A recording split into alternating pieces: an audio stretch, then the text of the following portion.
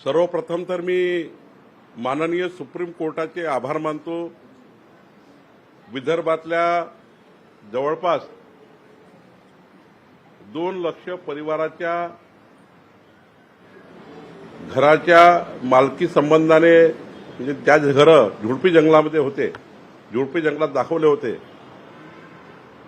ही सर्व घरं आणि सार्वजनिक मालमत्ता, पब्लिक प्लेसेस आणि पब्लिक सर्व्हिसेस अशा अनेक गोष्टी झुडपी जंगलावर होत्या, झुडपी जंगल जागेवर होत्या।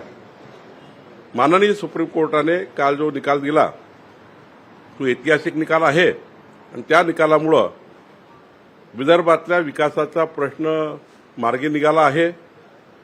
मोठे मोठे प्रकल्प झुडपी जंगल अशी नोंद आल्यामुळे प्रकल्प थांबलेले होते, ते प्रकल्प पूर्ण होणार। 2 लाखाच्या वर घरांना पट्टे मिळणार आणि 50,000 हेक्टरच्या वर जमिनीवर डेव्हलपमेंट होणार। खरं तर हा मोठा निर्णय आहे। काल माननीय मुख्यमंत्री महोदयांनी सुप्रीम कोर्टाचे आभार मानले।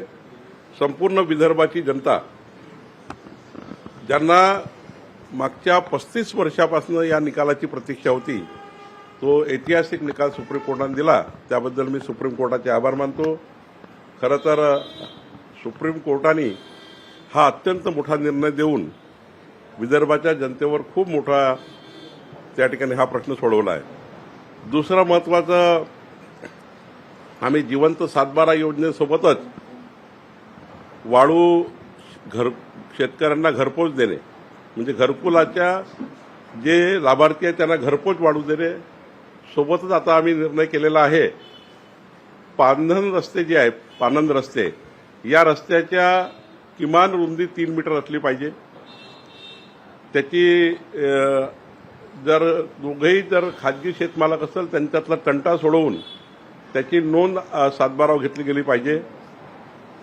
मोठ्या प्रमाणावर शेत पांधन रस्त्याला क्रमांक दिले पाहिजे, म्हणजे सर्व शेत पांधन रस्त्याला क्रमांक दिले पाहिजे, शिवपांधन रस्त्याला क्रमांक दिला पाहिजे आणि शेतकऱ्यांना जो रस्ता पाहिजे शेतात जाण्याकरता, जी अनेक दिवसाची मागणी आहे स्वातंत्र्य काळापासून, की शेतात जाण्याचा रस्ता असल्याशिवाय शेतकरी समृद्ध होऊ शकत नाही।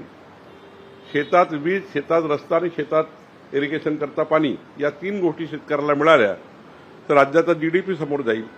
आणि म्हणून सर्वात महत्त्वाची अडचण या महाराष्ट्रात पुढच्या 5 वर्षामध्ये आम्ही सोडवतो आहे, शेतकऱ्याला रस्ता मिळावा, आणि त्याकरता आम्ही निर्णय घेतला आहे। सोबतच आता आम्ही एक निर्णय घेतलेला आहे, 200 रुपयामध्ये एका परिवारातील सर्व शेतकऱ्यांची शेतीची वाटणी करून द्यायची।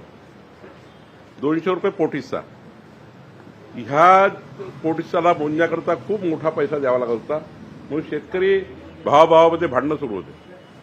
आता पोटहिस्सा मोजता येईल आणि लगेचच आता आपण 500 रुपयामध्ये संपूर्ण वाटणी जी शेतकऱ्यांची राहतील, परिवाराची वाटणी म्हणजे भाऊ बहीण, आई वडील यांना एखादी प्रॉपर्टी वाटायची असेल, शेती वाटायची असेल तर 500 रुपयाच्या मध्ये आम्ही त्याची रजिस्ट्री करून देऊ। संपूर्ण शेतीची जेवढे वाटणी होतील त्या वाटण्याला जवळपास 1 लाख 2 लाख खर्च यायचा, म्हणून वाटणी रजिस्टर करायची नाही, साध्या स्टॅम्प पेपरवर वाटणी करायचे आणि त्याचे वाद तयार व्हायचे। पण आता मात्र एक वाटणीपत्र जे 500 रुपयात रजिस्टर होईल, आयुष्यभराचे भावाभावाचे वाद होणार नाही, बहिणीचे वाद होणार नाही, असाही निर्णय महसूल खात्याने घेतला आहे। आणि पुढच्या काळात आम्ही विचार करतो आहे की राज्यामध्ये जो महत्त्वाचा तुकडेबंदी कायदा आहे, छोटे छोटे तुकड्यावर बंदी टाकलेली आहे, त्यामुळे मोठ्या प्रमाणावर त्या ठिकाणी 7-12 लोकांचे तयार होत नाही, कारण छोटा तुकडा घेतला तर 7-12 व्हावा लागतो, पण तो होत नाही कारण तुकडेबंदी कायदा राज्यामध्ये। मी माननीय मुख्यमंत्री चर्चा करणार आहे, या राज्यातला तुकडेबंदी कायदा हा रद्द करून सर्वच शेतकऱ्यांना, सर्वच घरमालकांना त्याच्या घरांचं स्वामित्व मिळालं पाहिजे, याचाही विचार आम्ही करतो आहे। अजून निर्णय झाला नाही, पण तुकडेबंदी कायदा रद्द करावा अशी मागणी या राज्याच्या जनतेकडून येत आहे। लवकरच याचा विचार राज्य सरकार करणार आहे। सर, बोगस कागदपत्रांनी शेतीच्या संदर्भातच प्रश्न आहे। तुम्ही सांगताय की शेतीमध्ये जाण्यासाठी रस्ता मिळायला हवा, मात्र एखाद्या शेतकऱ्याची संमती असते, दुसऱ्याचा विरोध असतो की माझ्या भागातून हा रस्ता जातो, मग अशा वेळी काय सुवर्णमध्य काढता येऊ शकतो आणि कुणाकडे दाद मागता येईल? राज्य सरकार अशा रस्त्याकरता